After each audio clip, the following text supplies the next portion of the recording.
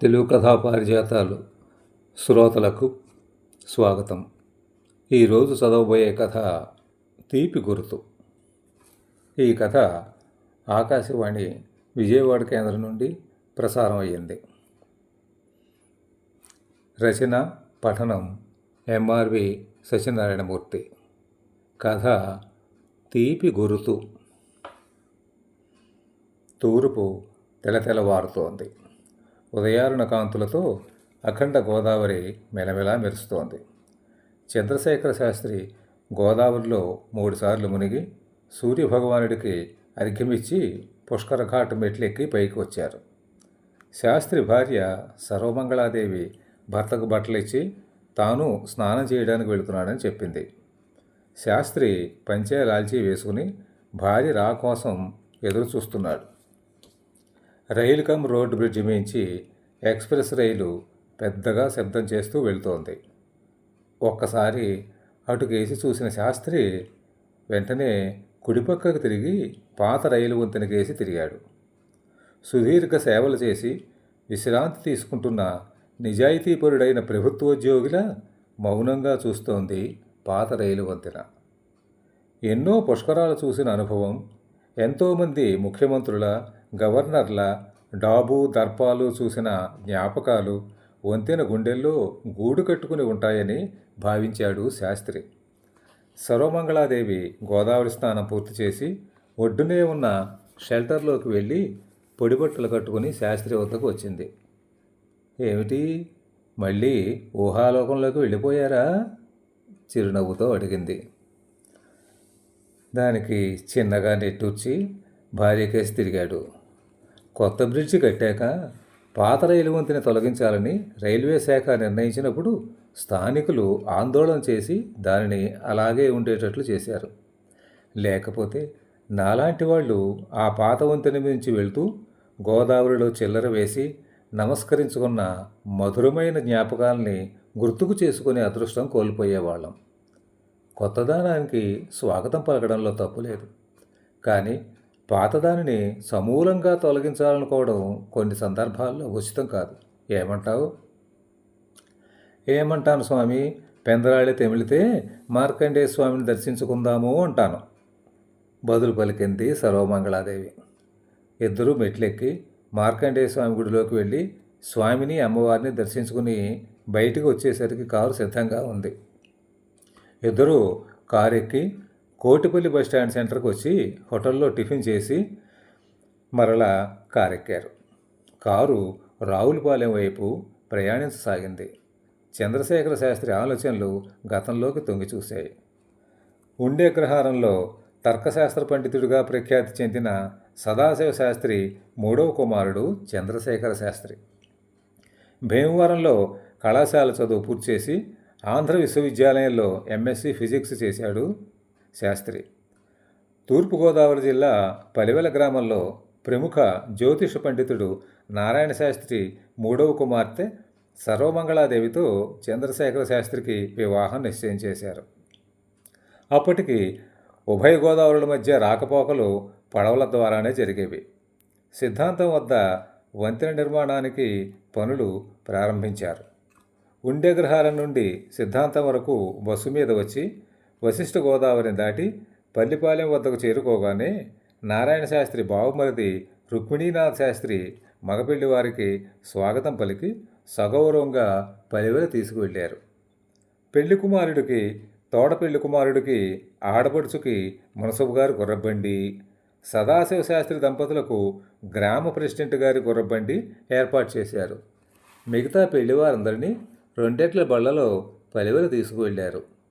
స్నాతకం గోదావరికి యువతల చేసుకోరాదన్న నియమం ఉండడంతో మగపెళ్లివారు పలివెలకు ఉదయమే చేరుకొని స్నాతకం చేసుకున్నారు.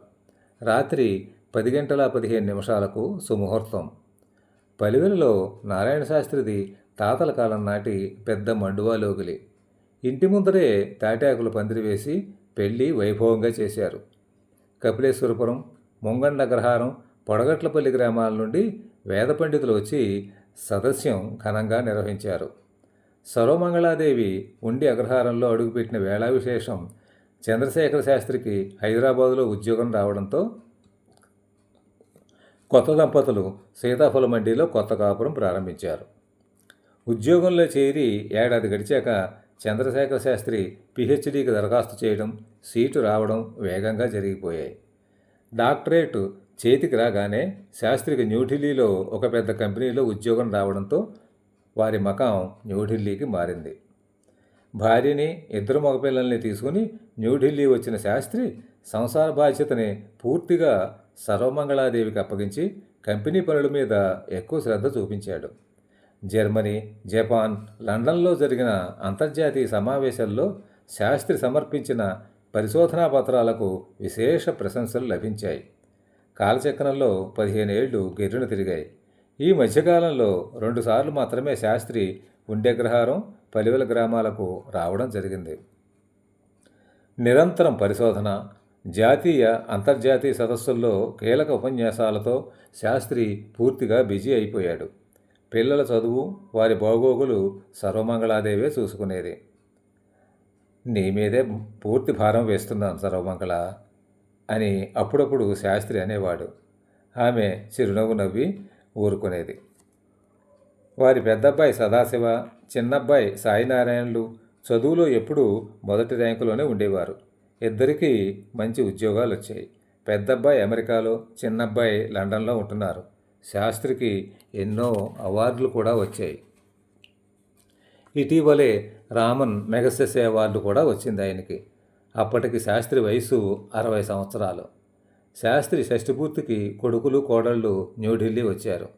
శాస్త్రి పనిచేసిన కంపెనీ ఒక ఇండిపెండెంట్ హౌస్ని శాస్త్రికి షష్ఠిపూర్తి గిఫ్ట్గా ఇచ్చింది. కేంద్ర ప్రభుత్వం కూడా శాస్త్రిని శాస్త్ర సాంకేతిక రంగ కౌన్సిల్లో సభ్యుడిగా నియమించి అతని సేవల్ని వినియోగించుకుంటోంది. ప్రతి సంవత్సరం అమెరికా ఒకసారి, లండన్ ఒకసారి వెళ్ళి కొడుకుల్ని, కోడళ్ళని చూసి మనవల ముద్దు ముచ్చటలతో ఆనందంగా జీవిస్తున్నారు శాస్త్రి, సర్వమంగళాదేవి. కారు కొత్తపేట వంతెన దాటి కుడివైపు తిరిగి పలివెల గ్రామం పొలిమేరల్లోకి రాగానే భార్య భుజం మీద తట్టడంతో గతంలోంచి వాస్తవంలోకి వచ్చాడు శాస్త్రి. కారుని తిన్నగా కొప్పేశ్వర స్వామి దేవాలయం వద్దకు పోనిమ్మని చెప్పాడు డ్రైవర్కి. శాస్త్రి దంపతులు దేవాలయం దగ్గరకు చేరుకునేసరికి గ్రామ సర్పంచి, ఆలయ ఈవో వారికి ఆలయ మర్యాదలతో స్వాగతం పలికారు. దేవాలయంలో పూజలు ముగించుకుని బయటకు వచ్చాక శాస్త్రి సర్పంచ్ని అడిగాడు, ఏమండి, సుబ్రహ్మణ్య శర్మ గారి కుటుంబీకులు ఎవరైనా ఉన్నారా అని. లేదండి, శర్మగారు కాలం చేశాక వారి పిల్లలు హైదరాబాద్ వెళ్ళిపోయారు. ప్రస్తుతం వారి కుమార్తె, మనవడు ఉంటున్నారు చెప్పాడు సర్పంచి. సరే, వారిని చూసి వద్దాం అని శాస్త్రి కారు వద్దకు వచ్చి చిన్న సూట్ కేసు చేతిలోకి తీసుకున్నాడు.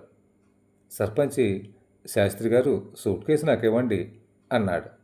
కానీ సున్నితంగా ఆయన్ని వారించి భార్యతో కలిసి నడుచుకుంటూ శర్మగారింటికి వచ్చాడు శాస్త్రి. శర్మగారి అమ్మాయి బాలాత్రిపుర సుందరి సర్వమంగళని గుర్తుపట్టి పలకరించింది. శాస్త్రి సూట్ కేసు తెరిచి పట్టుచీర, పంచే కండువా బయటకు తీశాడు. బాలాత్రిపుర సుందరికి బొట్టు పెట్టి పట్టుచీర ఇచ్చింది సర్వమంగళ. శాస్త్రి శర్మగారి అల్లుడు గిరిధర శర్మకు పంచే కండువా ఇచ్చి నమస్కరించాడు. శాస్త్రి అందించిన 100 రూపాయల కట్ట బాల చేతిలో పెట్టి శాస్త్రి సర్వమంగళ బాల పాదాలకు నమస్కరించారు. అయ్యయ్యో, ఇదేమిటండి, పెద్దవారు మీరు నాకు నమస్కరించడం ఏమిటి అంటూ నొచ్చుకుంది బాల. అమ్మా, మీ నాన్నగారి అమృత హస్తాలతో మా పెళ్లి చేసి మమ్మల్ని ఆశీర్వదించారు. కేవలం పురోహితుడిగా కాక మంచి మనసుతో వారు జరిపించిన కళ్యాణం మా 50వ పెళ్లి రోజు వరకు సుఖ సంతోషాలతో నడిపించింది. మీ కుటుంబం చేసిన మేలు ఎన్నటికీ మరువలేం వినయంగా అన్నాడు శాస్త్రి. వారి నుండి సెలవు తీసుకుని బయటికి వచ్చారు శాస్త్రి భార్య. సర్పంచ్ గారు, మా పెళ్ళికి డోలు సన్నాయి వాయించిన వారి ఇంటికి కూడా ఒక్కసారి వెళ్ళొద్దామా అడిగాడు సర్పంచిని శాస్త్రి. ఆయన అలాగేనని తల ఊపాడు. సన్నాయి వాయించే సోరా సాహెబ్ చనిపోయాడని, వాళ్ళ అబ్బాయి నాగూర్ టైలర్గా ఉంటున్నాడని, డోలు వాయించే కృష్ణమూర్తి మరణించాక వాళ్ళ అబ్బాయి వాసు ఇంటి దగ్గరే చిన్న కిరాణా కొట్టు పెట్టుకుని జీవిస్తున్నాడని సర్పంచి శాస్త్రికి వివరించారు. సర్పంచి, ఆయన వెనకో ఎవరో ఒక పెద్దాయన, చాలామంది తమ ఇంటికి రావడంతో ఆశ్చర్యపోయాడు నాగూరు. నాగూర్కి కొత్త బట్టలు పెట్టి 5,000 రూపాయలు ఇచ్చారు శాస్త్రి. అదేవిధంగా వాసు కూడా కొత్త బట్టలు ఇచ్చి 5,000 రూపాయలు అందజేశారు. ఎప్పుడో 50 సంవత్సరాల క్రితం తమ తల్లిదండ్రులు వారి పెళ్లికి మంగళ వాయిద్యాలు వాయిస్తే గుర్తుపెట్టుకుని న్యూఢిల్లీ నుండి తమ ఇల్లు వెతుక్కుంటూ వచ్చి తమను సత్కరించడం చూసి కళ్ళమ్మట ఆనంద బాష్పాలు రాలుస్తూ నిల్చుండిపోయారు నాగూరు, వాసు. పెళ్ళిళ్ళకు బాజాలు వాయిస్తే కిరాయిల కోసం కాళ్ళు అరిగిపోయేటట్లు తిరిగిన అనుభవాలు ఎక్కువ అవడంతో ఆ వృత్తి మానుకొని వేరే వృత్తుల్లోకి మారిపోయారు వాళ్ళిద్దరూ. ఇప్పుడు ఇలాంటి అరుదైన గౌరవం తాము విడిచిపెట్టేసిన వృత్తి వలననే లభించడం వారిని సిగ్గుపడేటట్లు చేసింది. అప్పటికి సమయం 11 గంటలైంది.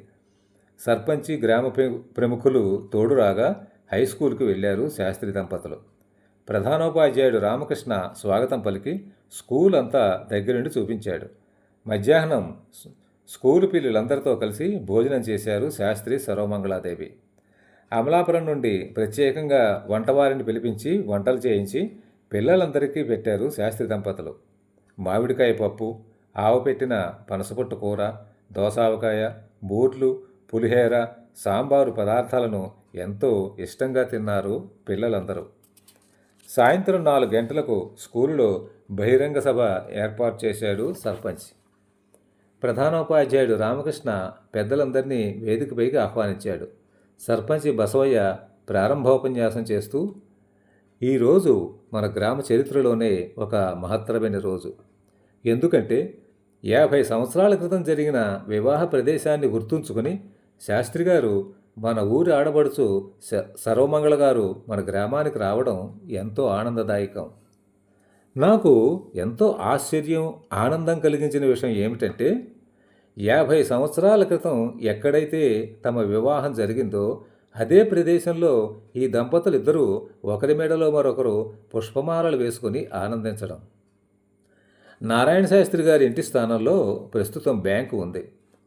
అదే ఆవరణలో షామియానా కింద ఈ దంపతులిద్దరూ తమ మధురమైన అనుభూతుల్ని తలుచుకొని మురిసిపోవడం నన్ను బాగా ఆకట్టుకుంది. నిరంతరం మానసిక ఒత్తిడితో సతమతమవుతున్న నేటి తరం ఒక్కసారైనా తమ మూలాల్ని మర్చిపోకుండా పల్లెలకొచ్చి వారికి కావాల్సిన ఉత్సాహాన్ని, సంతోషాన్ని గుండెల నిండా నింపుకుని రీఛార్జ్ కావాల్సిన అవసరం ఎంతైనా ఉంది. మరొక విషయం ఏమిటంటే, నాగూరు ఇంటికి వెళ్ళినప్పుడు షాజీదా, బాబుగారికి టీ వచ్చా, మా ఇంట్లో తాగుతారా అని ఎంతో బిడియంగా అడిగింది. దానికి శాస్త్రి గారు, సర్వమంగళ గారు, అమ్మా మీ ఇంట్లో టీ తాగి స్కూలుకు వెళ్తాం సరేనా అని ఇంటరుగు మీదే కూర్చున్నారు. ఎన్నో దేశాలు తిరిగి ఎన్నెన్నో సన్మానాలు పొందిన గొప్ప వ్యక్తి శాస్త్రి గారు. సదాచారాలు ఎంట పుట్టి ఆచారాలకు ఆనవాలుగా ఉండే మహిళ సర్వమంగళ గారు. ఎంత ఎదిగినా ఒదిగి ఉండాలన్న దానికి నిజమైన నిర్వచనం, ఉదాహరణ ఈ దంపతులే. అందుకు వారికి నా నమస్కారాలు తెలియజేస్తూ శాస్త్రి గారిని మాట్లాడవలసిందిగా కోరుతున్నాను అంటూ ముగించాడు సర్పంచి. శాస్త్రి గారు హుందాగా లేచి వినయంగా సభ 4 వైపులకి తిరిగి చేతులు జోడించి నమస్కరించారు. సర్పంచ్ గారు నా గురించి ఎక్కువగా చెప్పారేమో అనిపిస్తోంది. నేను మీలాంటి సామాన్య వ్యక్తినే. అయితే జీవితాన్ని ఒక క్రమ పద్ధతిలో విభజించుకుని కాలాన్ని సద్వినియోగం చేసుకుని నడవడం వలన కొన్ని విజయాల్ని సాధించగలిగాను. మీరు కూడా మీరు చేసే పనిలో, వృత్తిలో దైవాన్ని చూడాలి. 100కి 100 పాళ్ళు అంకిత భావంతో వృత్తి ధర్మాన్ని నెరవేర్చాలి. కేవలం ధనం కోసమే వృత్తి చేస్తున్నామన్న భావనతో కాకుండా నా వృత్తి వలన 10 మందికి మేలు జరగాలి, సమాజం మరింతగా అభివృద్ధి చెందాలన్న పవిత్ర ఆశయంతో మనం ప్రవర్తించిన నాడు మన దేశం మరింతగా అభివృద్ధి చెందుతుంది. మీకు మరొక ప్రధాన విషయం నేను మనవి చేసుకుంటాను. నా విజయాలన్నిటికీ కారణం నా ధర్మపత్ని సర్వమంగళాదేవి, మీ ఊరి ఆడబడుచు. అని ఒక్కసారి ఆగారు శాస్త్రి గారు. సభంతా చప్పట్లతో మారుమోగింది. మా పిల్లల పెంపకం, చదువు అన్నీ తనే చూసుకునేది. తెలుగు తప్ప మరొకటి తెలియని సర్వమంగళ హిందీ, పంజాబీ, మరాఠీ భాషలు నేర్చుకుంది. ఎన్నో తెలుగు కథల్ని హిందీలోకి అనువదించడమే కాకుండా తాను స్వయంగా ఎన్నో కావ్యాలు హిందీలో రాసింది. హిందీ సాహిత్యంలో ఆమె పుస్తకాలకు ఎన్నో అవార్డులు వచ్చాయి. కానీ దురదృష్టం ఏమిటంటే ఆవిడ ఫంక్షన్లకు హాజరయ్యే సమయంలోనే నాకు ఇంటర్నేషనల్ సదస్సులు జరిగేవి. కానీ ఏనాడు తన ఫంక్షన్లకి నేను రాలేదన్న భావనను ఆమె వ్యక్తపరచలేదు. ఇందుకు సభాముఖంగా నా క్షమార్పణలు మా సర్వమంగళకి తెలియజేస్తున్నాను. ఇంత సౌజన్యవతి, ఉత్తమ సంస్కారవతిని అందించిన మా మామగారు, అత్తగారు కాలం చేసి చాలా రోజులైంది. మీ ఊరి ఆడబడుచుగా మీరు కూడా ఆమె ఉన్నతికి కారణభూతులని నా భావన. ఈరోజు మా 50వ పెళ్లి రోజు. మా పిల్లలు అమెరికాలో చాలా గ్రాండ్గా అక్కడి తెలుగు అసోసియేషన్ సభ్యుల మధ్య మా పెళ్లి రోజు చేస్తామన్నారు. నేను అంగీకరించలేదు. సర్వమంగళ పుట్టి పెరిగిన ఊరిలో, ఆమెను నేను పరిణయమాడిన ఊరిలోనే మా పెళ్లి రోజు జరుపుకోవాలనుకున్నాం. సర్పంచ్ గారి సహాయం కోరాను. ఆయన పెద్ద మనసుతో అంగీకరించినందుకు నా కృతజ్ఞతలు తెలియజేస్తున్నాను. పాఠశాల వసతి సరిపోవడం లేదని సర్పంచి, ప్రధానోపాధ్యాయులు తెలియజేశారు. నా జీవన విజయాలకు స్ఫూర్తిదాత మీ ఆడబడుచుని నాకు అర్ధాంగిక ఇవ్వడంలో భాగస్వాములైన మీ ఆదరాభిమానాలకు తీపి గుర్తుగా 10 లక్షల రూపాయల్ని సర్పంచి గారికి అందజేస్తున్నాను.